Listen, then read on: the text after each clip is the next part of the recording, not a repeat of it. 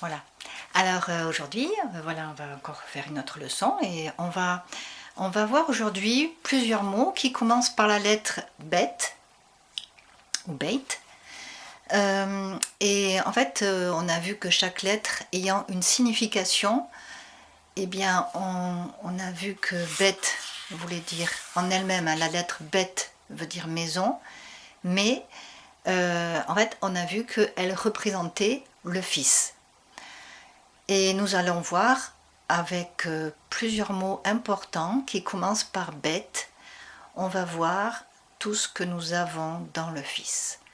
Alors je rappelle que la première lettre de la Bible, c'est le bête, que la dernière lettre de la Bible, c'est le nun, c'est le N, et ça veut dire ben, ça s'écrit comme ça se lit dans ce sens-là, ben, ça veut dire le Fils. Voilà, donc on commence par ben. Alors, vous allez essayer de retenir tout ce qu'il y a avec plusieurs mots. On ne va pas avoir tous les mots bien entendu hein, de la Bible. Alors j'en ai noté quelques-uns. Il y en a quelques-uns qu'on va reprendre. Alors, bara, voilà, ça veut dire créer. On le voit au commencement, Dieu créa les cieux et la terre. Bara. Donc on voit en fait le Fils en fait il crée, c'est lui qui est dans la première lettre. Un petit peu plus loin dans la Genèse, au chapitre 1, au verset 5, mais en fait dans pas mal de versets du premier chapitre de la Genèse, on va voir, il y eut un soir, il y eut un matin. Et voilà, donc c'est ici le matin, je prends ma petite note pour me rappeler comment on le dit. Voilà, Boker, ça se dit Boker, le matin. Et on peut se rappeler que Jésus-Christ est appelé l'étoile du matin. Et quand la nuit est longue, quand la nuit est difficile, il nous tarde le matin. Voilà. Alors ici, il y a quelque chose d'un peu étonnant. C'est un petit mot. Ça se lit aussi ben. Et en fait, ça veut dire entre. C'est un espace entre. Alors je vais vous donner un exemple. Je vais vous dire deux exemples. Il y en a un que j'ai noté. Où est-ce qu'on va voir entre. Et je trouve ça très intéressant. J'espère que vous allez réussir à me suivre. Donc à Genèse 1,4, il est dit « Dieu sépara la lumière d'avec les ténèbres ». Et sépara, en hébreu, il y a un verbe qui dit mettre en fait, entre, mettre un espace entre. Dieu met un espace entre la lumière et les ténèbres. Moi, je trouve ça formidable qu'il y a un espace entre la lumière et les ténèbres. Et cet espace, c'est Ben. On va voir aussi ça plusieurs fois dans la Bible, mais dans la Genèse, quand il est dit, chapitre 3 et verset 15, quand il est dit au serpent, alors attendez, je vais prendre mon petit papier. Voilà, quand il est dit au serpent que Dieu mettra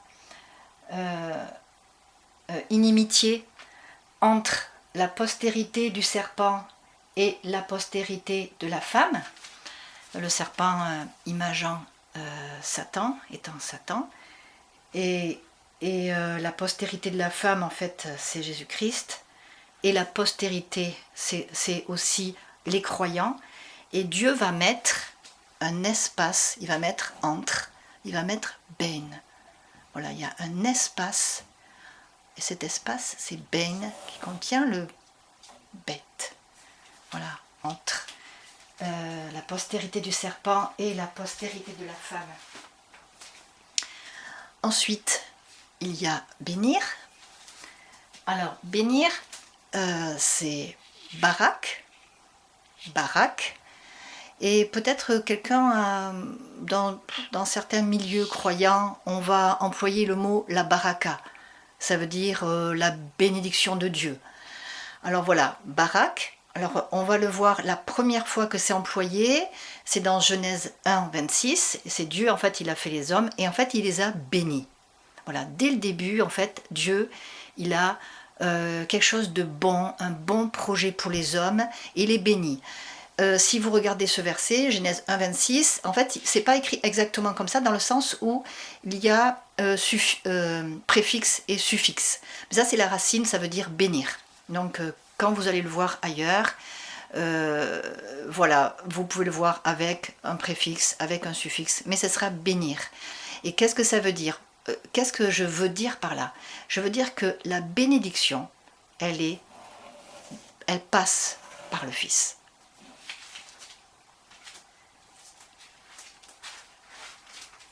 Ensuite, on va plus loin. Alors,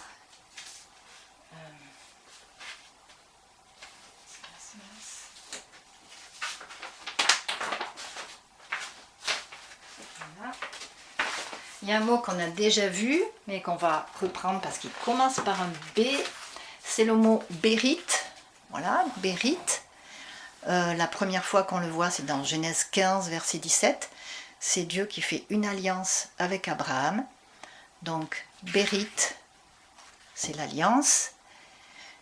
Et en fait, l'alliance que Dieu fait avec les hommes, que Dieu fait avec Abraham le croyant et que Dieu fait avec les hommes, c'est aussi dans le Fils. Voilà, il n'y a pas d'alliance sans le bête.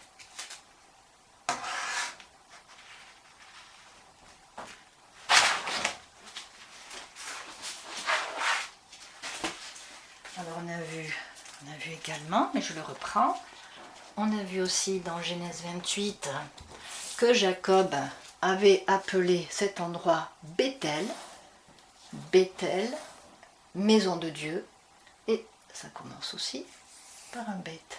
Là j'avais mis ça, c'était le dessin parce qu'il avait mis de l'huile, voilà, qui signifie l'onction du Saint-Esprit. Et un petit dernier, donc voilà, donc premier-né, ça se dit Bécor. Premier-né, ça se dit Bécor. On va le voir dans la Genèse aussi, au tout début, quand le sacrifice de Abel est agréé, c'est-à-dire que Dieu regarde favorablement le sacrifice d'Abel, et Abel il va offrir quoi? Il va offrir les premiers-nés. Et ça c'est quelque chose qui va plaire à Dieu, parce que ce sera l'image du premier-né que lui-même va offrir.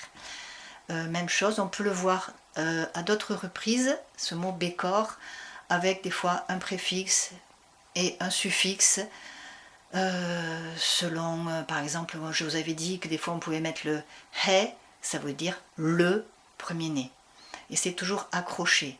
Ou s'il y a marqué et le premier-né, s'il va y avoir un vav qui va être accroché, voilà, ainsi de suite. Des fois, donc, ça, c'est pas la peine de s'affoler, de se dire ah non, c'est pas le premier-né qui écrit, si c'est le premier-né. Voilà, et voilà. Et donc, ici, le premier-né. Alors, on va faire un peu de gématrie, comme on en a fait plusieurs fois. Donc, Beit, c'est le 2. Je vous l'ai mis ici, hein, la lettre Beit, elle est associée au 2. Ensuite, le Kaf, c'est 20. Et le Resh, c'est 200. Voilà, et si je les additionne, j'ai 222. Et en fait, il y a un passage de la Bible qui est intéressant et qui nous dit dans Deutéronome 21, 17, qui nous parle du premier-né qui va avoir, Dieu veut que le premier-né ait une double portion. Et vous voyez ici, premier-né, c'est 2, 2, 2. Donc voilà, ça renforce l'idée que le premier-né a une double portion. Mais en fait, le 2, ça nous parle aussi de l'accord. Un accord. Il faut être d'accord. Pour être d'accord, il faut être deux. On peut être d'accord avec soi-même, évidemment, mais il faut être deux. Et là, ici, ce premier-né, il nous parle d'une complexe unité où tout le monde est d'accord. Moi, je vois là la complexe unité de Dieu où le Père, le Fils et le Saint-Esprit sont d'accord. Et le Père et le Fils sont d'accord pour le sacrifice par lequel toutes les familles de la terre seront bénies. Ça sera bien plus tard, mais c'était aussi le cas dans Genèse 22 quand Abraham était prêt à offrir son fils unique. Voilà, on voit qu'ils marchèrent tous deux ensemble, et c'est dit 2 fois. Donc voilà, voilà, aujourd'hui on a vu plusieurs mots qui nous parlent du bête, plusieurs mots qui nous montrent l'importance du bête, le fils, et puis aussi ça nous donne aussi l'occasion de voir que le 2 représente l'accord. Voilà, lorsque 2 s'assemblent pour demander une chose quelconque, pour ceux qui connaissent ce verset. Voilà, j'espère que ça vous a plu. Et puis ce que vous pouvez faire, vous pouvez prendre une feuille, puis vous pouvez par exemple vous entraîner avec un feutre à dessiner le bête. Et puis si vous êtes plus courageux, vous pouvez dessiner des mots que nous avons vus aujourd'hui. Voilà, à bientôt.